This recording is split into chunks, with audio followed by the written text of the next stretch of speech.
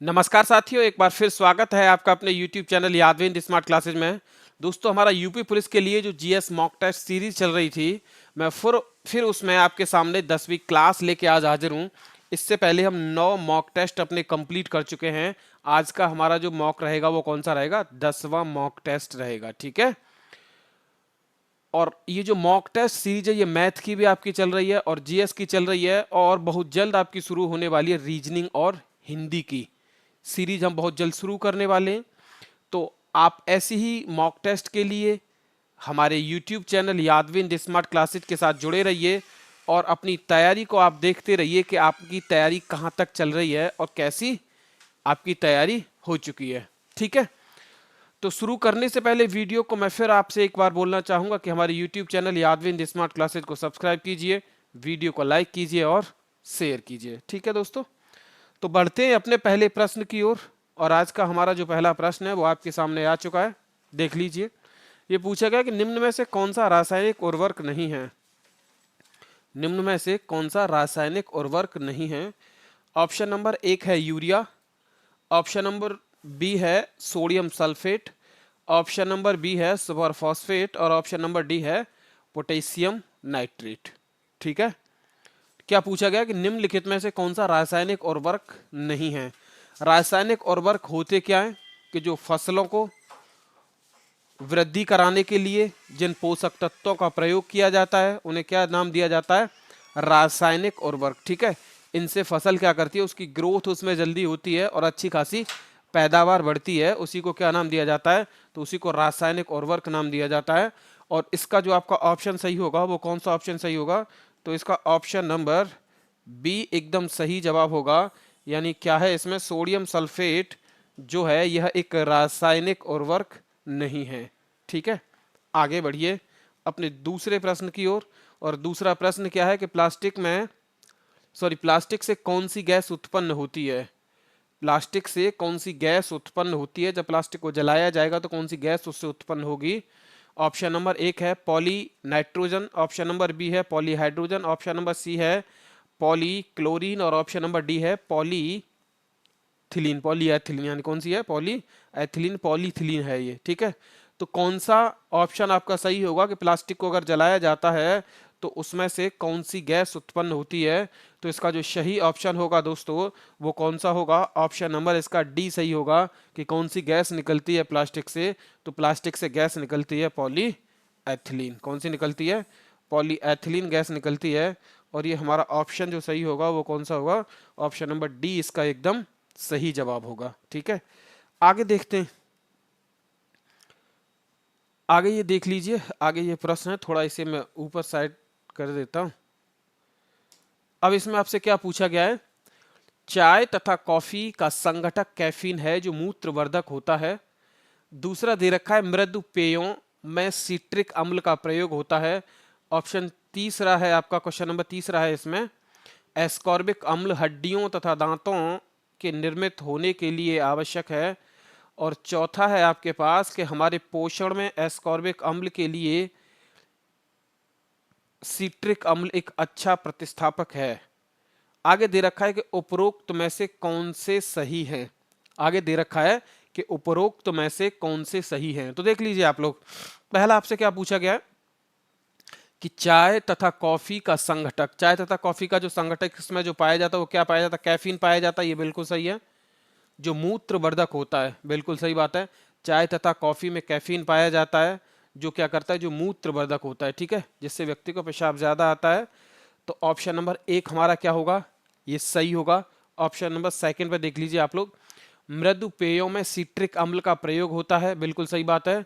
जो soft drink होते हैं उसमें सिट्रिक एसिड का यूज किया जाता है, ये भी ऑप्शन आपका बिल्कुल सही है। आगे है एस्कॉर्बिक अम्ल हड्डियों तथा दांतों के निर्मित होने के लिए आवश्यक है, ये भी बिल्कुल सही है। एस्कॉर्बिक अम्ल हड्डियों तथा दांतों के निर्मित होने के लिए आवश्यक है, ये बिल्कुल सही है। और अभी हमने बायोलॉजी की जो क्लास ली थी उसमें विटामिन्स को कंप्लीट किया था और आपको उसमें बताया गया था कि कौन से विटामिन का रासायनिक नाम एस्कॉर्बिक अम्ल है। तो आप लोग इसके लिए क्या कीजिए? कमेंट कीजिए और कमेंट में बताइए कि किसको एस्कॉर्बिक अम्ल कहा जाता है, वो विटामिन नंबर कौन सा, विटामिन का नाम उसका क्या है, ठीक है। तो ये ऑप्शन आपका तीसरा भी सही होगा, ठीक है। 1 2 3 ये लगातार तीनों सही हैं। आगे देखिए, हमारे पोषण में एस्कॉर्बिक अम्ल के लिए सिट्रिक अम्ल एक अच्छा प्रतिस्थापक है, ये गलत है। हमारे पोषण में एस्कॉर्बिक अम्ल के लिए सिट्रिक अम्ल एक अच्छा प्रतिस्थापक नहीं है, ठीक है। तो इसके अनुसार हमारे जो ऑप्शंस सही हुए वो कौन कौन से सही हुए, तो देख लीजिए इसके अनुसार हमारे ऑप्शन कौन से सही हुए, 1 2 और 3। चौथा दोस्तों क्या है, चौथा क्या है, गलत है। तो कौन सा ऑप्शन सही होगा, ऑप्शन नंबर बी इसका क्या होगा, एकदम सही जवाब होगा, ठीक है। आगे, निम्न में से कौन स्कर्वी रोग के इलाज में उपयोगी है, निम्न में से कौन स्कर्वी रोग के इलाज में उपयोगी है, ठीक है। पहले आपको यह पता होना चाहिए कि स्कर्वी रोग किस विटामिन की कमी के कारण होता है, ठीक है। तो आप उसको बता सकते हैं। ऑप्शन नंबर 1 आम, ऑप्शन नंबर बी पपीता, ऑप्शन नंबर सी आंवला और ऑप्शन नंबर डी बेर। तो स्कर्वी जो रोग होता है ये किस कमी के कारण होता है, तो देख लीजिए ये विटामिन सी की कमी के कारण होता है। किसकी कमी के कारण होता है, विटामिन सी की कमी के कारण स्कर्वी रोग होता है। और स्कर्वी रोग कहाँ पे होता है, तो ये दांतों में मसूड़ों में होता है। क्या होता है, दांतों में मसूड़ों में। क्या पूछा गया है कि निम्नलिखित में से कौन सा स्कर्वी रोग के इलाज में उपयोगी है, तो इसमें यह पूछा गया है जो इनमें से विटामिन सी की कमी से स्कर्वी रोग हो रहा है, तो इनमें सबसे ज्यादा प्रचुर मात्रा में जिसमें विटामिन सी पाया जाएगा वही ऑप्शन हमारा क्या होगा, इसका एकदम सही जवाब होगा। तो देख लीजिए इसका जो सही जवाब होगा वो कौन सा होगा, आंवला। क्योंकि आंवला में प्रचुर मात्रा में हला और अक्सर खट्टे फलों में विटामिन सी प्रचुर मात्रा में पाया जाता है। तो आंवला ज्यादा खट्टा है तो उसमें क्या पाया जाएगा, विटामिन सी प्रचुर मात्रा में पाया जाएगा। और विटामिन सी की कमी से स्कर्वी रोग होता है, इसलिए स्कर्वी रोग को दूर करने के लिए किसकी जरूरत होगी, विटामिन सी की जरूरत होगी। क्लियर। आगे,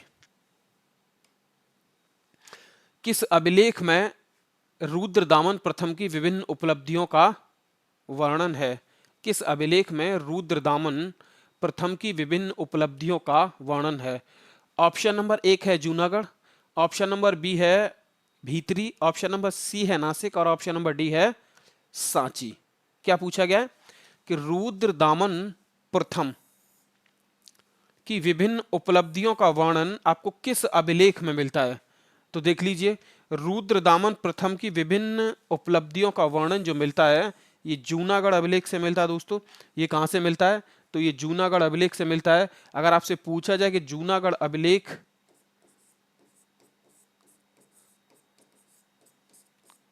कहां था, तो जूनागढ़ अभिलेख कहां पे था, गुजरात में। कहां पे था, गुजरात में, ठीक है। तो इसका जो क्वेश्चन नंबर 5 का जो आंसर होगा वो ऑप्शन नंबर ए इसका आंसर होगा। ए इसका एकदम सही जवाब होगा, जो कि जूनागढ़ होगा। और जूनागढ़ कहां पे है, गुजरात में। क्लियर। आगे, प्राचीन नगर तक्षशिला में से किन के बीच स्थित था, यानी प्राचीन नगर जो तक्षशिला था वो किन के बीच स्थित था। तो ऑप्शन देख लीजिए, ऑप्शन नंबर 1 सिंधु तथा झेलम, ऑप्शन बी है झेलम तथा चिनाब, ऑप्शन सी है चिनाब तथा रावी और ऑप्शन डी है रावी तथा व्यास, ठीक है। तो देख लीजिए इसका जो सही जवाब होगा कि तक्षशिला जो प्राचीन नगर था वो किन नदियों के बीच स्थित है, तो इसका जो सही जवाब होगा और वो कौन सा होगा, ऑप्शन नंबर ए इसका क्या होगा, एकदम सही जवाब होगा कि जो पाकिस्तान में तक्षशिला शहर है। तक्षशिला कहां पे है दोस्तों, देख लीजिए तक्षशिला कहां पे है, ये पाकिस्तान में है। और ये कौन सी नदियों के बीच स्थित है, तो ये सिंधु और झेलम के बीच स्थित है, ठीक है। दूसरा, आपसे अगर पूछता है कि सबसे प्राचीन विश्वविद्यालय, क्या पूछता है कि सबसे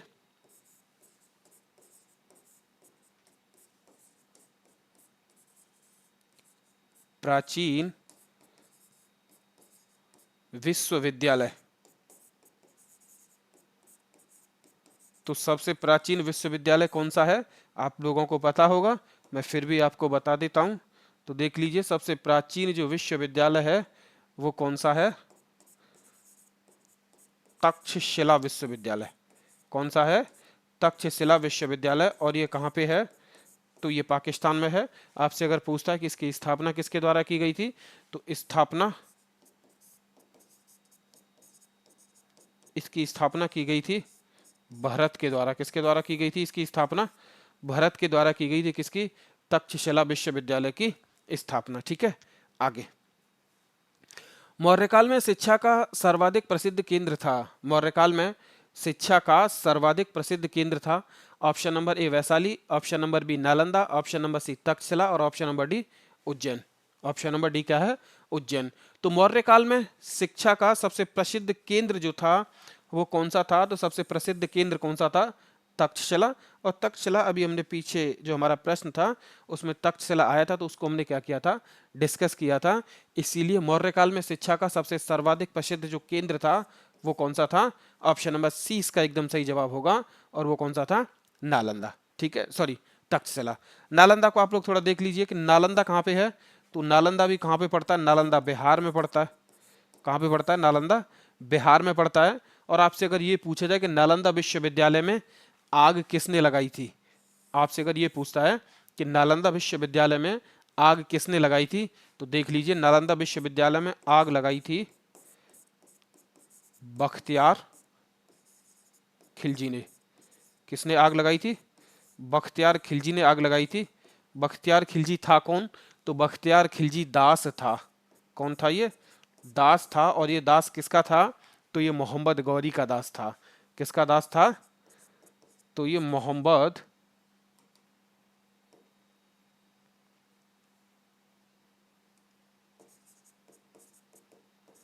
गौरी का दास था। किसका दास था दोस्तों, मोहम्मद गौरी का दास था। ठीक है, किसमें आग लगाई थी, नालंदा विश्वविद्यालय में इसके द्वारा आग लगाई गई थी। क्लियर, आगे। मुद्रा राक्षस नामक पुस्तक का लेखक कौन है, मुद्रा राक्षस नामक पुस्तक का लेखक कौन है। ऑप्शन नंबर एक Vishakhadatta, option number B Kautilya, option number C Banabhatta, और ऑप्शन नंबर सी है कल्हण। ऑप्शन नंबर सी क्या है, कल्हण। ठीक है, तो इसका कौन सा सही होगा, क्या पूछा गया है आपसे, पूछा यह गया है कि मुद्रा राक्षस जो पुस्तक है इसके लेखक का नाम पूछा गया है। मुद्रा राक्षस पुस्तक के लेखक का नाम पूछा गया है। तो मुद्रा राक्षस पुस्तक के लेखक का नाम है वो क्या है, विशाख दत्त। यानी विशाख दत्त के द्वारा कौन सी पुस्तक लिखी गई, तो इसके द्वारा मुद्रा राक्षस पुस्तक लिखी गई। आपसे अगर पूछता है कि कौटिल्य की बुक कौन सी है, कौटिल्य के द्वारा कौन सी बुक लिखी गई, तो देख लीजिए कौटिल्य की पुस्तक जो ये बहुत ज्यादा पूछी जाती है। तो कौटिल्य की बुक का नाम क्या था, पुस्तक का नाम क्या था दोस्तों, तो इसकी पुस्तक का नाम था अर्थशास्त्र। इसकी पुस्तक का नाम क्या था, अर्थशास्त्र। ये कौटिल्य के द्वारा पुस्तक लिखी गई थी। आपसे अगर पूछता है कि अर्थशास्त्र ये जो पुस्तक थी ये किससे संबंधित थी, किससे संबंधित है, तो देख लीजिए अर्थशास्त्र पुस्तक जो है दोस्तों ये राजनीति से संबंधित है। किससे संबंधित है, तो ये राजनीति से संबंधित है। आपसे अगर पूछता है कि बाणभट्ट के द्वारा कौन सी पुस्तकें लिखी गई, तो देख लीजिए बाणभट्ट के द्वारा जो पुस्तकें लिखी गई उसमें है कादंबरी। कादंबरी के लेखक आपसे पूछता है कि कादंबरी के लेखक कौन थे, तो कादंबरी के लेखक कौन थे, बाणभट्ट। और दूसरी पुस्तक इनके द्वारा जो लिखी गई उसका नाम क्या है, हर्ष चरित। उसका नाम क्या है, हर्ष चरित। जो पुस्तक है ये किसके द्वारा लिखी गई, ये भी बाणभट्ट के द्वारा लिखी गई। अगर आपसे पूछता है कि कल्हड़ के द्वारा कौन सी पुस्तक लिखी गई, आपसे अगर पूछता है कि कल्हड़ के द्वारा कौन सी पुस्तक लिखी गई, तो देख लीजिए कल्हड़ के द्वारा जो पुस्तक लिखी गई वह है राज तरंगिणी। कौन सी है, राज तरंगिणी। ये पुस्तक किसके द्वारा लिखी गई थी, तो ये कल्हड़ के द्वारा ये पुस्तक लिखी गई थी। क्लियर, आगे। महात्मा बुद्ध का महापरिनिर्वाण कहाँ हुआ, महात्मा बुद्ध का महापरिनिर्वाण कहाँ हुआ। ठीक है, तो देख लीजिए महात्मा बुद्ध का महापरिनिर्वाण कहाँ पे हुआ, ये आपसे इसमें पूछा गया है। तो आपका ऑप्शन कौन सा सही होगा, ऑप्शन देख लीजिए लुम्बिनी में, ऑप्शन बी है बोध गया में, ऑप्शन सी है कुशीनगर में, और ऑप्शन डी है कपिलवस्तु में। ठीक है, देखिए कौन सा ऑप्शन सही होगा। ऑप्शन जो सही होगा हमारा वो कौन सा होगा, कुशीनगर सही होगा। कौन सा ऑप्शन सही होगा, ऑप्शन नंबर सी सही होगा, कुशीनगर। क्योंकि महात्मा बुद्ध की मृत्यु को क्या कहा गया, महात्मा बुद्ध की मृत्यु की घटना को क्या कहा गया, महापरिनिर्वाण। ठीक है, और ये महापरिनिर्वाण यानी इनकी मृत्यु कहाँ पे हुई थी, तो ये हुई थी उत्तर प्रदेश में कुशीनगर में। ठीक है, दूसरा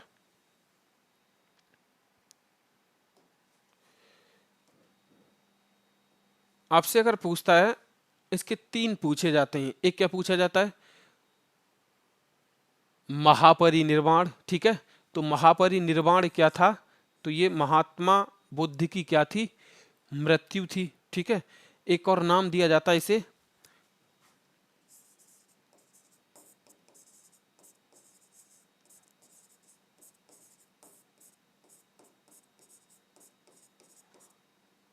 धर्म चक्र प्रवर्तन। क्या नाम दिया जाता है?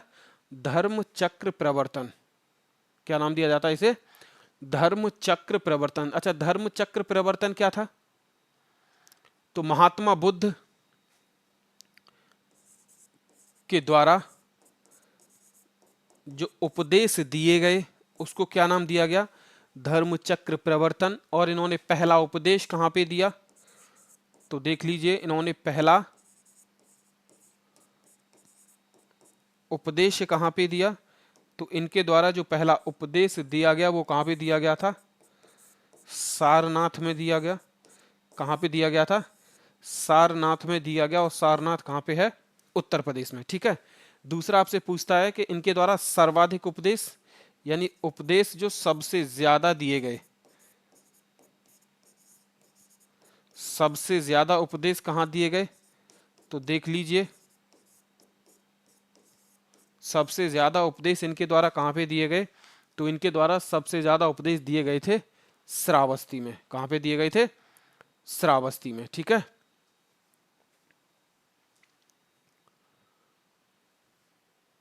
आगे,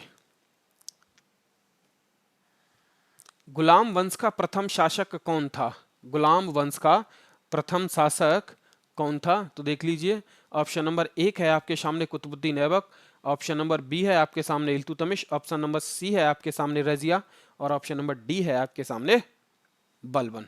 ठीक है, देख लीजिए तो कौन सा सही होगा? ऑप्शन नंबर ए इसका एकदम सही जवाब होगा। ए इसका एकदम क्या होगा? सही जवाब होगा कि कुतुबुद्दीन ऐबक जो था ये किसका संस्थापक था? तो ये गुलाम वंश का संस्थापक था। दूसरा, इस गुलाम वंश को और नाम से जाना जाता है। किस नाम से जाना जाता है? इसे दास वंश के नाम से भी जाना जाता है। किस वंश के नाम से जाना जाता है? इसको गुलाम वंश भी बोला जाता है, इसको दास वंश के नाम से भी जाना जाता है। और इसे किस नाम से जाना जाता है? तो देख लीजिए, इसे मामलूक वंश के नाम से भी जाना जाता है। किस नाम से? इसे मामलूक वंश के नाम से भी जाना जाता है। ठीक है, तो इसका संस्थापक कौन था? तो कुतुबुद्दीन ऐबक था। क्योंकि कुतुबुद्दीन ऐबक क्या था? यह भी क्या था? एक दास था। और ये दास किसका था? तो ये मोहम्मद गौरी का दास था। इसीलिए इसके द्वारा स्थापना की गई थी किसकी? दास वंश की, मामलूक वंश की, या गुलाम वंश की। ठीक है, और ये इसका क्या था? ये पहला इसका क्या था? ये शासक था। दूसरा, देख लीजिए इसके द्वारा क्या किया गया? इसने, यानी कुतुबुद्दीन ऐबक की बात कर रहे हैं, इसने कुतुब मीनार की नींव रखी। क्या किया था? एक सूफी संत थे जिनका नाम था दोस्तों बख्तियार काकी। जिनका नाम क्या था? बख्तियार काकी। बख्तियार काकी की याद में इसने कुतुब मीनार की नींव रखी। लेकिन ये कुतुब मीनार को पूरा कराने से पहले क्या हुआ था? इसकी मृत्यु हो गई थी, ये मर गया था, इसलिए इसे यह पूरा नहीं करवा पाया था। तो इसके बाद आपसे अगर पूछा जाए कि कुतुब मीनार का निर्माण किसने करवाया? तो कुतुब मीनार का निर्माण उसे कंप्लीट किसने करवाया था? तो देख लीजिए, उसे कंप्लीट कराने वाला व्यक्ति कौन था? तो उसका नाम था इल्तुतमिश। उसका नाम क्या था? इल्तुतमिश। ठीक है, फिर आगे चल के इस कुतुब मीनार पे क्या होता है? आकाशीय बिजली गिर जाती है। आकाशीय बिजली के कारण ये इमारत जो थी ये क्षतिग्रस्त हो जाती है, टूट जाती है। तो फिर से इसको किसने बनवाया था? तो इसको फिर से रिपेयर जो कराया था वो किसने कहा था? फिरोज शाह तुगलक ने। ठीक है, यानी कुतुब मीनार का फिर से जो क्षतिग्रस्त हुई थी इसकी जो बिल्डिंग, इमारत, उसको ठीक किसने कराया था? तो उसको ठीक कराया था किसने? फिरोज शाह तुगलक ने। ठीक है, आगे, राष्ट्रीय कांग्रेस से पूर्व सबसे प्रमुख संस्था कौन सी थी? ये सबसे प्रमुख संस्था आपसे पूछी गई है कि राष्ट्रीय कांग्रेस से पूर्व सबसे प्रमुख संस्था कौन सी थी। ठीक है, ऑप्शन नंबर एक है Bengal British India society, option number B है East India association, option number C है young Bengal association, option number D है इंडियन एसोसिएशन ऑफ कलकत्ता। ठीक है, प्रश्न को ध्यान से पढ़िए।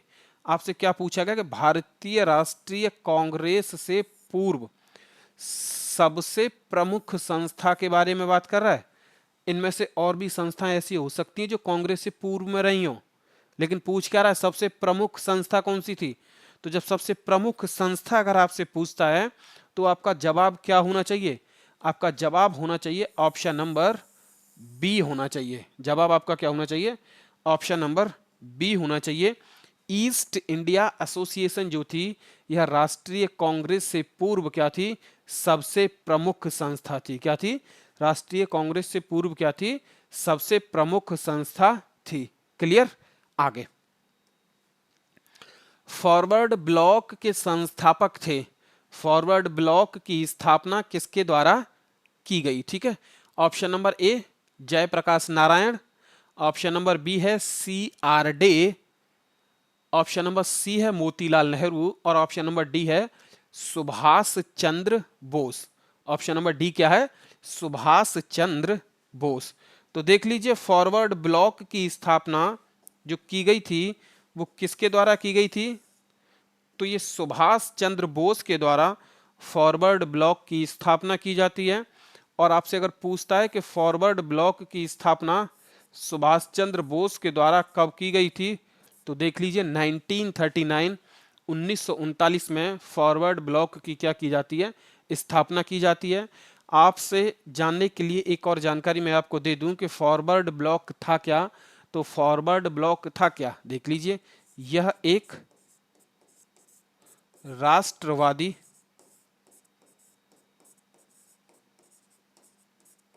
राजनैतिक दल था। यह क्या था? यह एक राष्ट्रवादी राजनैतिक दल था, फॉरवर्ड ब्लॉक, जिसकी स्थापना की जाती है सुभाष चंद्र बोस के द्वारा। कब की जाती है? तो ये 1939 में की जाती है। ये था क्या? तो एक राष्ट्रवादी राजनैतिक दल था फॉरवर्ड ब्लॉक। क्लियर? आगे देखिए, 13वां प्रश्न आपके सामने है। शिक्षा में सुधार हेतु ब्रिटिश सरकार ने सैंडलर विश्वविद्यालय आयोग कब नियुक्त किया?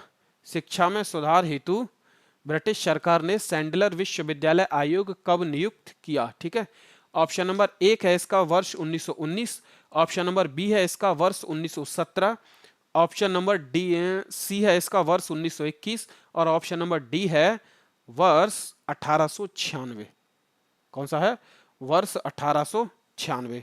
तो इसका जो सही जवाब होगा वो कौन सा होगा कि शिक्षा में सुधार हेतु ब्रिटिश सरकार ने सैंडलर विश्वविद्यालय आयोग ये कब नियुक्त किया गया? तो देख लीजिए, ये नियुक्त किया गया था कब? वर्ष 1917 में। अगर आपसे पूछता है कि इस आयोग का अध्यक्ष 1917 में जब ये आयोग नियुक्त किया गया, आपसे अगर पूछे कि इस आयोग का अध्यक्ष कौन था, तो देख लीजिए, इस आयोग का जो अध्यक्ष था वो कौन था?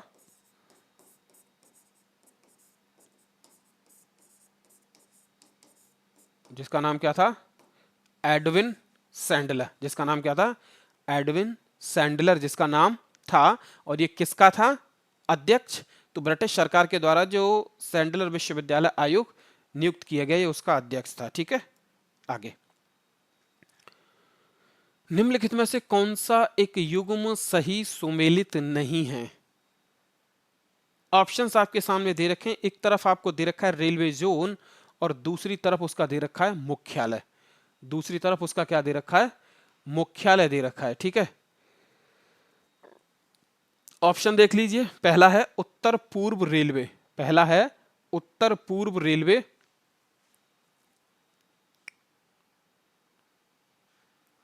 ठीक है, गोरखपुर में।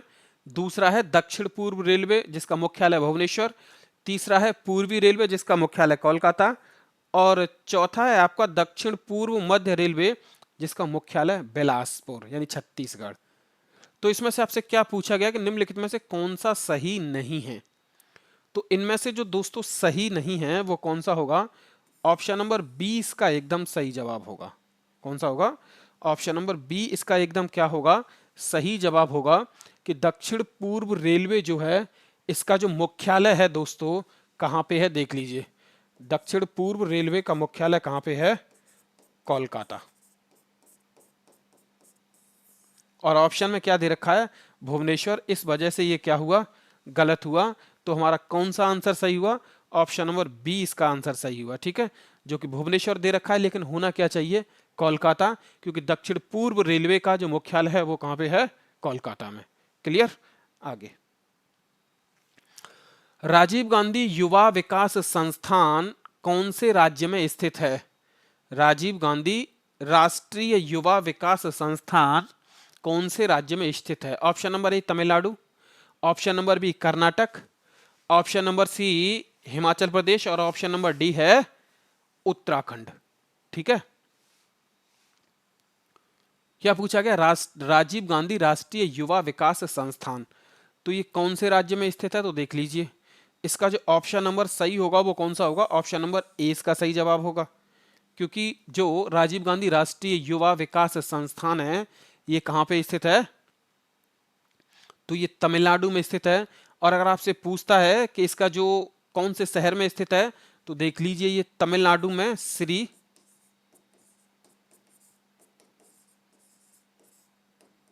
पेरम्बदूर, कौन से शहर में है? श्री पेरम्बदूर शहर में स्थित है। क्या? राजीव गांधी राष्ट्रीय युवा विकास संस्थान तमिलनाडु के श्री पेरम्बदूर शहर में स्थित है। क्लियर? आगे,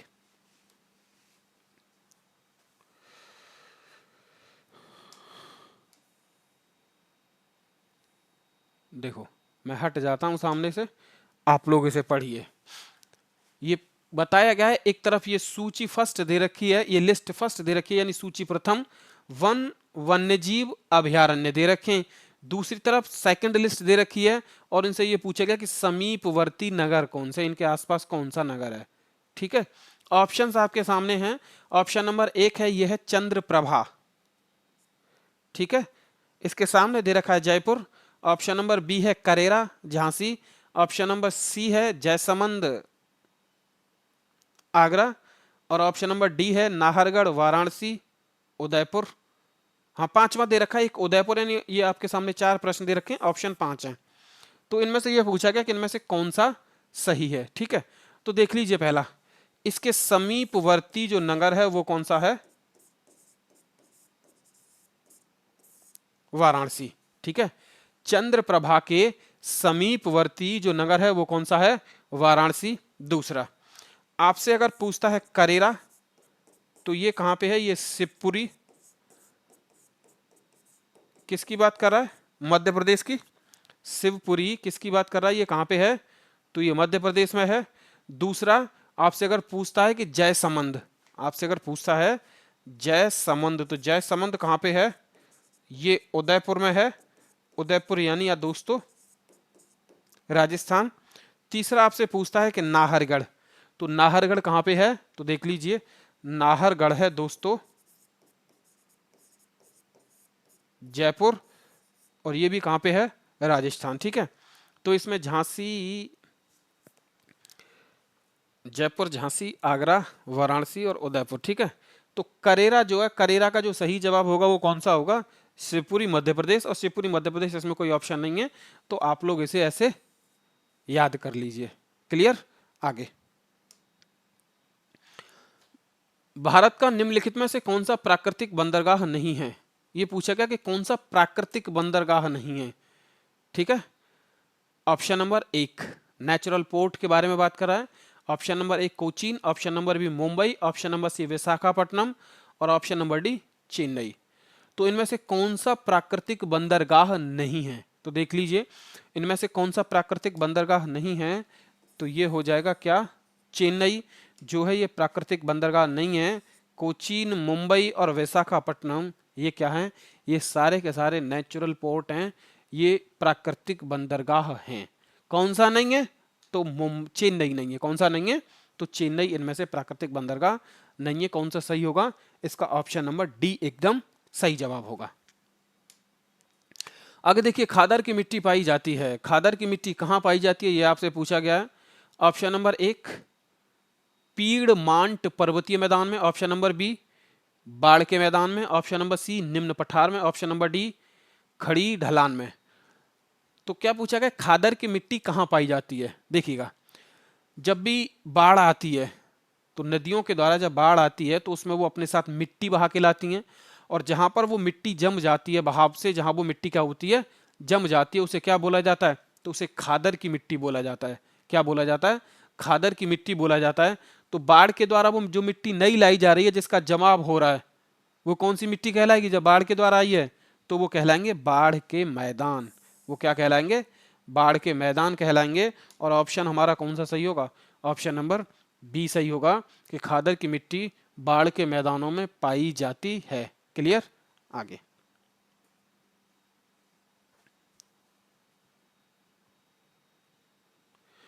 भारत का सबसे बड़ा जल प्रपात जोग प्रपात किस नदी पर स्थित है? भारत का सबसे बड़ा जल प्रपात जिसका नाम क्या है? जोग जल प्रपात, ये किस नदी पर स्थित है? ऑप्शन नंबर एक शरावती नदी, ऑप्शन नंबर बी कावेरी नदी, ऑप्शन नंबर सी गोदावरी नदी, और ऑप्शन नंबर डी है नर्मदा नदी। ठीक है, तो देख लीजिए, सबसे बड़ा जो जोग जल प्रपात है वो कहाँ है? तो ये शरावती नदी पर स्थित है। और ये किस राज्य में स्थित है? तो ये भी देख लीजिए, ये कर्नाटक राज्य में स्थित है। कहाँ पे? तो ये कर्नाटक राज्य में स्थित है। कहाँ पे स्थित है? तो ये कर्नाटक राज्य में स्थित है। क्लियर? आगे देखिए, आगे आपसे पूछा गया निम्नलिखित कथनों पे विचार कीजिए। निम्नलिखित कथनों पे विचार कीजिए। ऑप्शन नंबर एक, सॉरी क्वेश्चन नंबर एक है, फिर उसके विकल्प आप लोगों को बाद में दे रखे हैं। ये पूछा गया कि भारत में संसद द्वारा पारित विधान न्यायपालिका द्वारा पुनर्विलोकित किया जा सकता है। बिल्कुल सही बात है कि भारत में कोई भी जो कानून है जो संसद के द्वारा पास किया गया है, उसको न्यायपालिका फिर से उसका क्या कर सकती है? न्यायिक पुनरावलोकन कर सकती है। ये बात एकदम सही कही गई है। दूसरा क्या है कि भारत के संविधान में मूल अधिकारों को प्रवर्तित करने की प्रक्रिया दी गई है। बिल्कुल, भाग 3 में क्या दे रखे हैं? भारत के संविधान के, अगर हम बात करें किसकी, तो भाग 3 की बात करें तो भाग 3 में क्या दे रखा है? मूल अधिकार बताए गए हैं। और वर्तमान में मूल अधिकारों की संख्या कितनी है? 6 है। पहले मूल अधिकारों की संख्या कितनी हुआ करती थी दोस्तों? 7। ये क्या कह रहा है कि भारत के संविधान में मूल अधिकारों को प्रवर्तित करने की प्रक्रिया दी गई है, यानी मूल अधिकारों में संशोधन किया जा सकता है। संशोधन करने की प्रक्रिया दी गई है क्या? बिल्कुल दी गई है। तो ये कौन सा सही होगा? ऑप्शन नंबर सेकंड भी सही होगा, यानी क्वेश्चन नंबर जो पूछा गया वो सेकंड भी सही होगा। और मूल अधिकारों में जो संशोधन कर सकती है, सिर्फ वो कौन कर सकती है? तो वो पार्लियामेंट ही कर सकती है। कौन कर सकती है? मूल अधिकारों में संशोधन संसद के द्वारा ही किया जा सकता है। ऑप्शन कौन सा सही होगा? ऑप्शन नंबर सी हमारा एकदम इसका सही जवाब होगा। 1 और 2 दोनों दोस्तों क्या होंगे? इसके सही जवाब होंगे। क्लियर? आगे देखिए, आगे आपसे क्या पूछा गया है? निम्नलिखित कथनों पर विचार कीजिए। निम्नलिखित कथनों पर विचार कीजिए। भारत के संविधान में पुरुषों तथा महिलाओं द्वारा समान कार्य के लिए समान वेतन को बढ़ावा देने के लिए कोई उपबंध नहीं है। कोई उपबंध नहीं है। दूसरा क्या है? भारत के संविधान में पिछड़े वर्गों को परिभाषित नहीं किया गया है।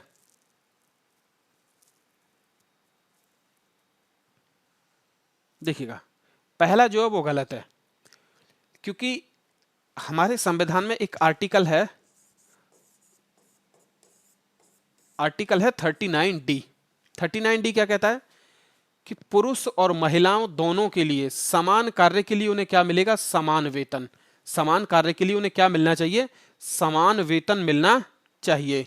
लेकिन इसमें क्या कहा गया कि भारत के संविधान में पुरुषों तथा महिलाओं द्वारा समान कार्य के लिए समान वेतन देने को बढ़ावा देने के लिए कोई उपबंध नहीं है। उपबंध है ना, किस आर्टिकल में? आर्टिकल 39D में क्या कहा गया है कि समान कार्य के लिए समान वेतन, समान कार्य के लिए समान वेतन, तो ये पहला गलत हो जाएगा। दूसरा क्या है, भारत के संविधान में पिछड़े वर्गों को परिभाषित नहीं किया गया, बिल्कुल सही है। भारत के संविधान में पिछड़े वर्गों को परिभाषित नहीं किया गया है। उनको क्या कहा गया कि जो सामाजिक रूप से आर्थिक रूप से जो पिछड़े होंगे, ये कहा गया कि जो सामाजिक और आर्थिक रूप से जो पिछड़े होंगे, लेकिन ये कहीं नहीं बताएगा कि पिछड़े वर्ग कौन से होंगे। ठीक है, किसकी बात की गई है, सामान्य रूप से पिछड़े, सामाजिक रूप से पिछड़े लोगों की बात कही गई है, आर्थिक रूप से पिछड़े लोगों की बात कही गई है।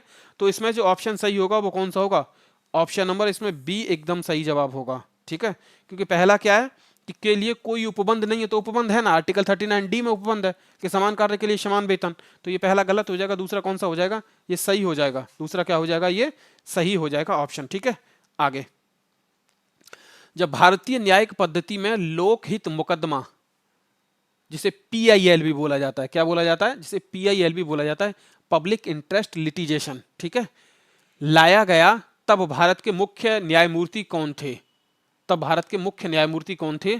तो देख लीजिए, option number 1 M Hidayatullah, option number B AM Ahmadi, option number C है AS आनंद, ऑप्शन नंबर D है PN Bhagwati. Option number D क्या है, PN भगवती, और ऑप्शन नंबर D इसका क्या होगा, ये सही जवाब होगा। ऑप्शन नंबर D क्या होगा, सही जवाब होगा। आपसे पेपर में ऐसे भी पूछ सकता है कि भारत में जनहित याचिका के जनक, तब भी क्या सही होगा आपका जवाब, PN भगवती सही होगा। तब भी आपका जवाब क्या सही होगा, PN भगवती।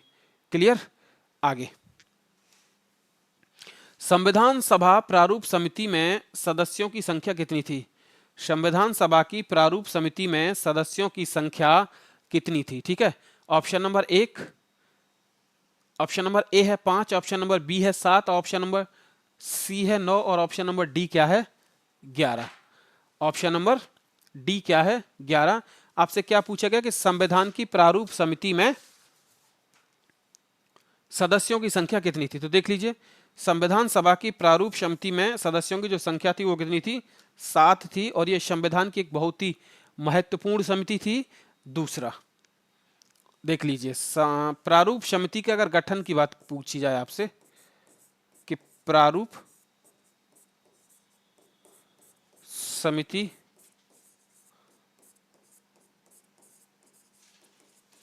का गठन, तो प्रारूप समिति का गठन कब हुआ था, तो देख लीजिए, प्रारूप समिति का गठन हुआ था 29 अगस्त 1947 को। ठीक है, 29 अगस्त 1947 को प्रारूप समिति का गठन हुआ। आपसे अगर पूछता है कि प्रारूप समिति के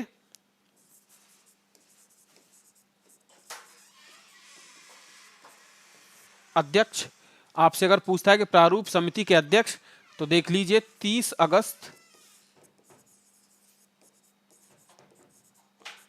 1947 को, 30 अगस्त 1947 को प्रारूप समिति के अध्यक्ष किसे बनाया गया, तो प्रारूप समिति के जो अध्यक्ष थे डॉक्टर भीमराव अंबेडकर। डॉक्टर भीमराव अंबेडकर क्या थे, ये प्रारूप समिति के सदस्य थे, अध्यक्ष थे, और इसमें कुल सदस्यों की संख्या कितनी थी, 7। ठीक है, आगे देख लीजिए, भारत के प्रथम उप प्रधानमंत्री कौन थे।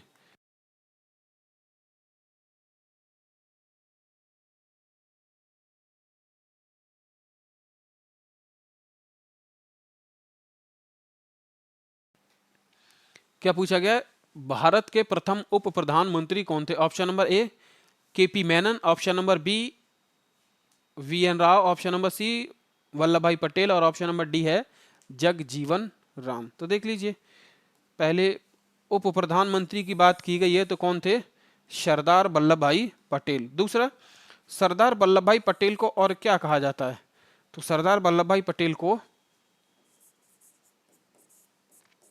भारत के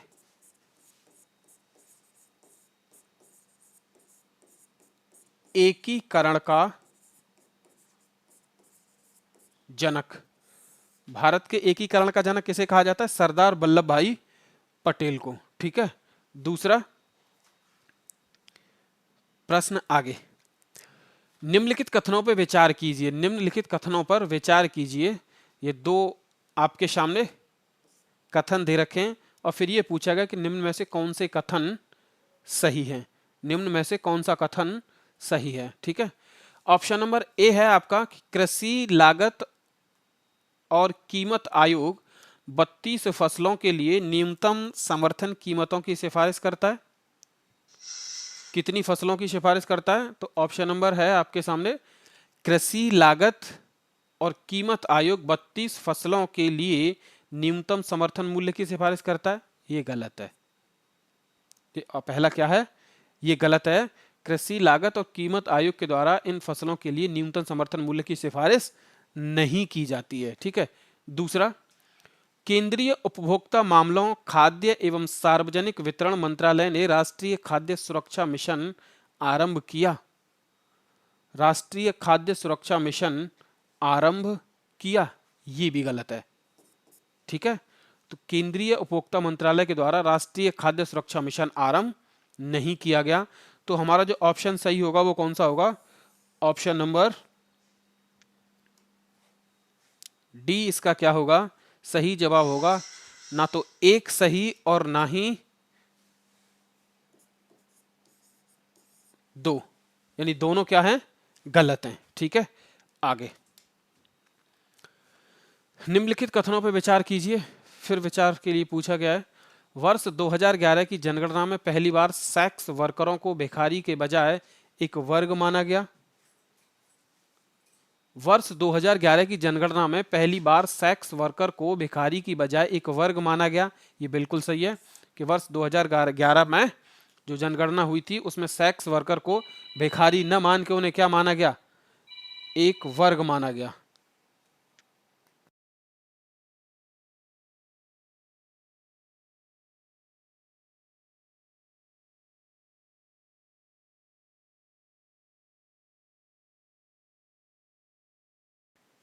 ठीक है, दूसरा, देश की कुछ जनजातियों की जनगणना रात में की जाती है क्योंकि दिन में उनका एक ठिकाना नहीं होता। बिल्कुल सही है। कुछ जनजातियां ऐसी हैं जो दिन में निकल जाती हैं अपने खाने के भोजन की तलाश में, तो उनकी दिन में जनजातियों की जनगणना करना कठिन काम है क्योंकि वो मिलती नहीं है अपने ठिकाने पे। तो उनकी जनगणना कब की जाती है? तो उनकी जनगणना रात में की जाती है। तो ऑप्शन कौन सा सही होगा? ऑप्शन सी सही होगा, यानी एक और दो दोनों सही। एक और दो दोनों क्या है? सही है। क्लियर, आगे, 27वां, फर्रुखाबाद किसके लिए प्रसिद्ध है? फर्रुखाबाद किसके लिए प्रसिद्ध है? ऑप्शन नंबर ए कालीन की बुनाई के लिए, ऑप्शन नंबर बी कांच की वस्तुओं के लिए, ऑप्शन नंबर सी इत्र के लिए, और ऑप्शन नंबर डी क्या है? हाथ की छपाई के लिए। तो दोस्तों फर्रुखाबाद किसके लिए प्रसिद्ध है? देख लीजिए आप लोग, फर्रुखाबाद प्रसिद्ध है वो किसके लिए है? तो ये हाथ की छपाई के लिए प्रसिद्ध है फर्रुखाबाद। क्लियर, ठीक है, आगे, आगे 28वां प्रश्न आपके सामने है कि उत्तर प्रदेश में किसान बही योजना किस वर्ष लागू की गई? उत्तर प्रदेश में किसान बही योजना किस वर्ष लागू की गई? ऑप्शन नंबर ए है वर्ष 1970, ऑप्शन नंबर बी है वर्ष 1975, ऑप्शन नंबर सी है वर्ष 1990 और ऑप्शन नंबर डी क्या है? वर्ष 1992। ठीक है, तो कौन सा सही होगा देख लीजिए आप लोग एक बार। ऑप्शन जो सही होगा वो कौन सा होगा? वर्ष 1992 इसका सही जवाब होगा कि उत्तर प्रदेश में किसान बही योजना जो शुरू की गई वो कब की गई? तो वर्ष 1992 में उत्तर प्रदेश में किसान बही योजना शुरू की गई। अच्छा, किसान बही योजना होती क्या है? इससे क्या पता चलता है? तो इससे ये पता चलता है कि किसान के पास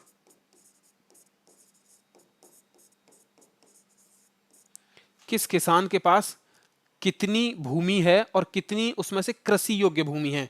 किस किसान के पास कितनी भूमि है और कितनी कृषि योग्य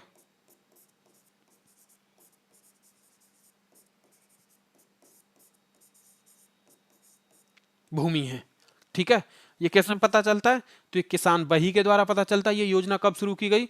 तो 1992 या 1992 में उत्तर प्रदेश सरकार के द्वारा ये लागू की गई थी। ठीक है, आगे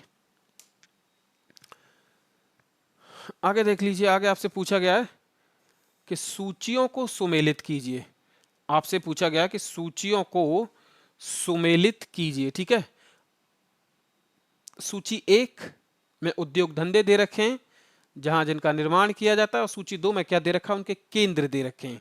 सूची 2 में उनका क्या दे रखा है, उनके केंद्र दे रखे हैं। पहला है लकड़ी के खिलौने, और इसके सामने दे रखा है मेरठ। दूसरा है खेल का सामान, इसके सामने दे रखा है बरेली। तीसरा है पीतल की मूर्तियां, इसके सामने क्या दे रखा है, वाराणसी। और चौथा है दिया सलाई, दिया सलाई के सामने क्या दे रखा है, मथुरा। ठीक है, तो सबसे पहला आप देखिए कि लकड़ी के खिलौने, लकड़ी के खिलौने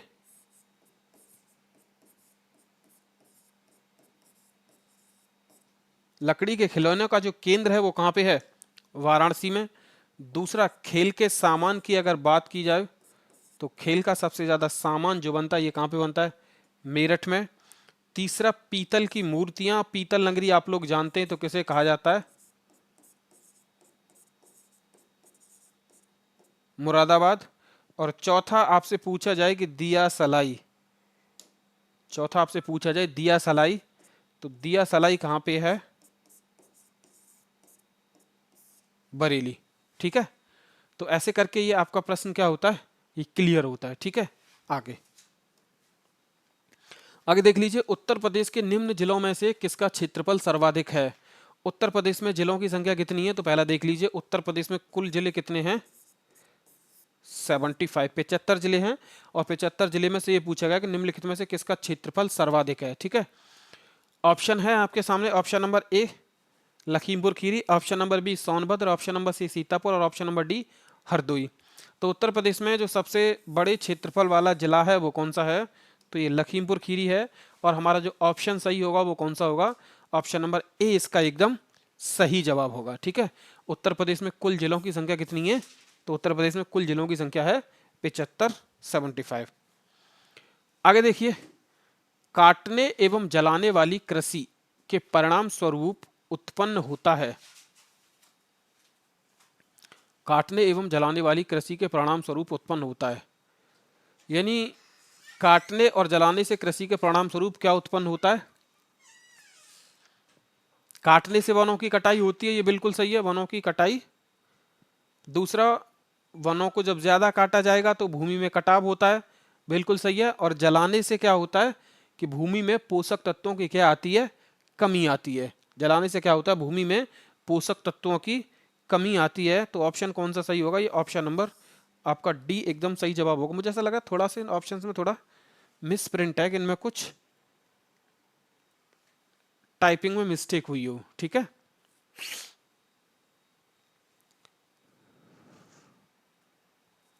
काटने एवं जलाने वाले कृषि के परिणाम स्वरूप उत्पन्न होता है, वनों की कटाई से वनों की कमी होती है, ये कमी शायद यहाँ पे आएगा। भूमि में कटाव हो जाता है शुरू, क्योंकि जो पेड़ों की जड़ें होती हैं वो मिट्टी को क्या रखती हैं, वो बांध के रखती हैं। पेड़ों को काट दिया जाता है तो मिट्टी का कटाव शुरू हो जाता है। दूसरा, पोषक तत्वों की कमी होती है, बिल्कुल सही है, जलाने से पोषक तत्वों की कमी होती है। तो इस प्रकार हमारा ऑप्शन कौन सा सही होगा, ऑप्शन नंबर डी सही होगा। आगे देखिए, भारतीय संविधान में 1935 अधिनियम से प्रावधान लिए गए हैं, ये पूछा गया भारत सरकार अधिनियम 1935 को। ठीक है, देख लीजिए, भारत सरकार अधिनियम 1935, 1935 को क्या कहा जाता है, भारत का लघु संविधान भी कहा जाता है। क्या कहा जाता है, भारत का लघु संविधान। ठीक है, क्या पूछ रहा है आपसे कि इससे कितने प्रावधान लिए गए हैं। ऑप्शन नंबर 1 है आपका 1/2, ऑप्शन नंबर बी है 2/3, ऑप्शन नंबर सी है 1/4, और ऑप्शन नंबर डी है उपरोक्त में से कोई नहीं। ठीक है, तो देख लीजिए कौन सा सही होगा। भारत सरकार अधिनियम 1935 से जो प्रावधान लिए गए हैं, लगभग वो 2/3 प्रावधान भारतीय संविधान में किससे लिए गए हैं, तो देख लीजिए भारतीय संविधान में भारत सरकार अधिनियम 1935 से 2/3 प्रावधान लिए गए हैं। तो इस प्रकार जो हमारा ऑप्शन सही होगा वो कौन सा होगा, ऑप्शन नंबर बी इसका एकदम सही जवाब होगा। ठीक है, एनीथिंग बट खामोश निम्न में से किसकी कृति है? एनीथिंग बट खामोश निम्न में से किसकी कृति है? Option number 1 Shatrughan Sinha, option number B Abhay Sinha, option number C Yashwant Sinha और ऑप्शन नंबर डी इनमें से कोई नहीं। तो ऑप्शन नंबर ए इसका एकदम सही जवाब होगा। एनीथिंग बट खामोश जो कृति है वो किसकी है? तो ये शत्रुघ्न सिन्हा की कृति है। किसकी कृति है? तो ये शत्रुघ्न सिन्हा की कृति है। ठीक है, आगे देखिए, उत्तर प्रदेश की पूर्वोत्तर दिशा में कौन सा देश है? उत्तर प्रदेश के पूर्व और उत्तर दिशा में कौन सा देश है? Option number 1 Nepal, option number B Myanmar, option number C Bhutan और ऑप्शन नंबर डी इनमें से कोई नहीं। तो उत्तर प्रदेश के पूर्व और उत्तर में जो देश पाया जाता है दोस्तों, वो कौन सा पाया जाता है? तो वो नेपाल पाया जाता है। इस प्रकार जो हमारा ऑप्शन सही होगा वो कौन सा सही होगा? ऑप्शन नंबर ए इसका एकदम सही जवाब होगा। क्लियर? आगे, उत्तर प्रदेश में औसतन सर्वाधिक वर्षा किस स्थान पर होती है? ये आपको जिलों के नाम दिए गए हैं 4 और आपसे ये पूछा गया कि निम्न में से कौन से जिले में उत्तर प्रदेश में सर्वाधिक वर्षा होती है। औसत वर्षा पूछा गया। क्या पूछा गया? औसत वर्षा सर्वाधिक कहां पे होती है? ऑप्शन नंबर ए है आपके सामने गोरखपुर, ऑप्शन नंबर बी है आपके सामने मेरठ, ऑप्शन नंबर सी है आपके सामने बरेली और ऑप्शन नंबर डी है आपके सामने मथुरा। तो कौन सा सही होगा दोस्तों? देख लीजिए, जो सही होगा वो कौन सा होगा? ऑप्शन नंबर ए इसका एकदम सही जवाब होगा, गोरखपुर। यानी उत्तर प्रदेश में गोरखपुर में औसतन सर्वाधिक वर्षा होती है। क्लियर? आगे, आगे देखिए, 29 अक्टूबर 2018 को किस अफ्रीकी देश ने सॉवरेन ब्लू बॉन्ड जारी करने वाला पहला देश बनने की उपलब्धि प्राप्त की? ठीक है, ये 2018 का प्रश्न है। ठीक है, देख लीजिए इसका। ये देश कौन सा है? तो देख लीजिए, ये देश है दोस्तों सेशेल्स। ये कौन सा देश है? ये सेशेल्स देश है। ठीक है, इसने क्या जारी किया था 2018 में? एक अफ्रीकी देश है, इसने सॉवरेन ब्लू बॉन्ड जारी किया था। क्या किया था? सॉवरेन ब्लू बॉन्ड जारी किया था। आगे, एमनेस्टी इंटरनेशनल का मुख्यालय कहाँ है? एमनेस्टी इंटरनेशनल का मुख्यालय कहाँ है? Option number A London, option number B Paris, option number C New York और ऑप्शन नंबर डी ऑस्ट्रेलिया। क्या पूछा गया आपसे? एमनेस्टी इंटरनेशनल का मुख्यालय कहाँ पे है? तो इसका जो सही जवाब होगा मित्रों वो कौन सा होगा? देख लीजिए मित्रों, इसका सही जवाब होगा लंदन। कौन सा सही जवाब होगा दोस्तों? तो इसका जो सही जवाब होगा वो कौन सा होगा? ऑप्शन नंबर ए इसका सही जवाब होगा। लंदन में एमनेस्टी इंटरनेशनल मुख्यालय है। ठीक है, आगे, लास्ट और अंतिम आज का हमारा प्रश्न है, केंद्रीय आलू अनुसंधान संस्थान निम्न में से किस स्थान पर है? केंद्रीय आलू अनुसंधान संस्थान निम्न में से किस स्थान पर है? Option number A Shimla, option number B Dehradun, option number C Roorkee और ऑप्शन नंबर डी है लखनऊ। ये बहुत बार पेपर में दोस्तों पूछा गया है। क्या पूछा गया? ये पूछा कि केंद्रीय आलू अनुसंधान निम्न में से किस स्थान पर स्थित है।